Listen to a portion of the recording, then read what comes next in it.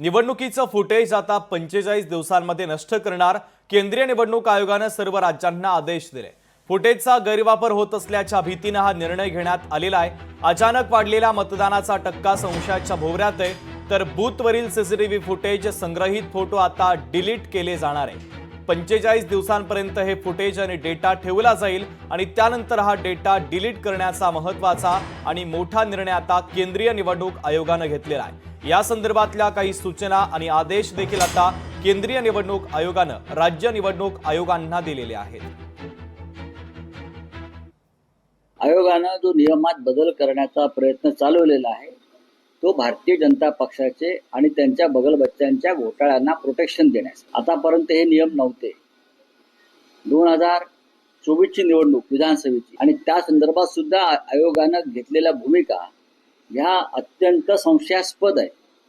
मग मतदार याद्या असतील, ईव्हीएम संदर्भातल्या तक्रारी असतील, बूथ ताब्यात घेण्याचे प्रकार असतील, हे सगळे पुरावे राहुल गांधीने वारंवार मागितलेले आहेत। जे महाराष्ट्रामध्ये 40 ते 60 लाख मतदान शेवटच्या 2 तासामध्ये वाढलं, त्याच्यामुळे त्यांनी आम्ही सगळ्यांनी मतदान केंद्रावरचं जे फुटेज आहे, कुठे वाढलं, कसं वाढलं अचानक, त्याचं फुटेज जेव्हा आम्ही मागण्याचा प्रयत्न केला तेव्हाही त्यांनी तो नियम बदलण्याचा प्रयत्न केला। निवडणूक आयोगाने 30 मेला एक अधिसूचना जाहीर केली, म्हणजे पत्र दिलं सगळ्या राज्याच्या निवडणूक आयोगाला आणि सांगितलं की आता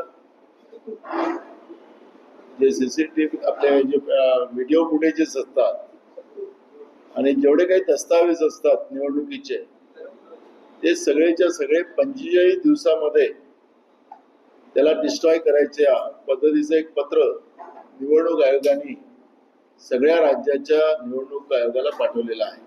हे जे सामान्य लोक ज्याचा निवडणुकीशी संबंध नाही, अशा लोकांना हे दस्तऐवज मागून याचा ते दुरुपयोग करतात, असं त्या पत्रामध्ये उल्लेख त्यांनी केलेला आहे। कुठली गोष्ट आली का रडूबाई रडू, आक्षेप घेऊ, हेच काँग्रेसचं काम आहे, हेच महाविकास आघाडीचं काम आहे।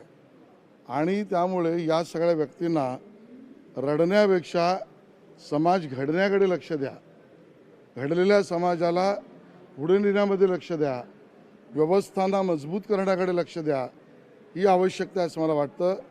निवडणूक आयोगाच्या निर्णयावर ज्यांना मतं मांडायची त्यांनी जरूर मांडावी, पण निवडणूक आयोग का म्हणतंय याचा अभ्यासही करावा, एवढंच माझं मत आहे। लोकशाही मराठी ऐका, पहा, जागरूक रहा।